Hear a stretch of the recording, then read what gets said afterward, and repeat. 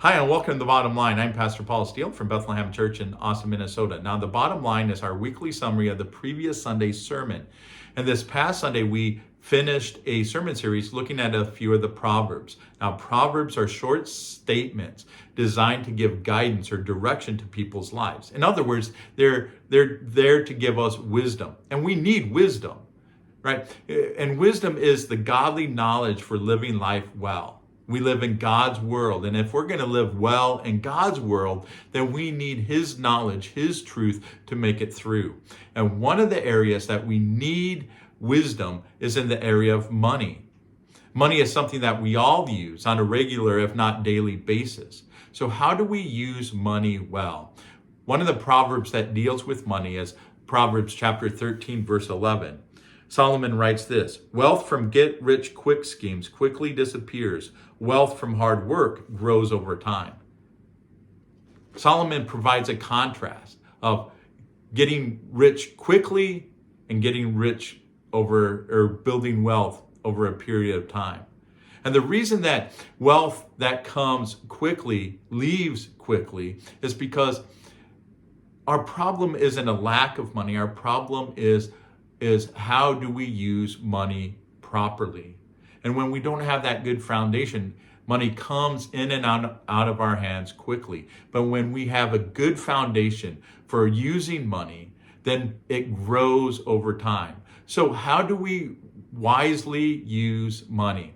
Well, when we look at 1 Timothy chapter 6, verses 6 through 19, the Apostle Paul gives us three good ideas on how we use money well, how to use money well. And the first idea is that we need to be content. We need to be content with our lives. Paul says if you have food and clothing for the day, then you should be content, trusting that God's going to provide for what you need. The second is that we can't make money an idol. Paul says, for the love of money is the root of all sorts of evil. And God tells us that we are to love Him with all of our heart, soul, mind, and strength, and to love our neighbor as ourselves. And so if money replaces that love that is reserved for God, then it's going to become an idol, and it's going to cause us to live unwisely. And the third idea is that we need to use money well, or that we need to use our money to do good. Paul tells Timothy to teach the wealthy that they are to use their wealth to benefit others, to bless others. See, God blesses us so we can be a blessing to others. And so when we have money and when we're generous, we're going to use our money well. Here's our bottom line from Sunday. God's people wisely use money when they remember that they are stewards of God's money. See, it all belongs to Him. And so we are to use it in the way that He wants us to use it. And our challenge this week is to be generous. If there's a mission or a charity that you like, give them a little extra. Maybe there's a friend or a family member that you want to bless this week. And so you buy them a nice gift, or you take them out to eat. How can you be generous this week?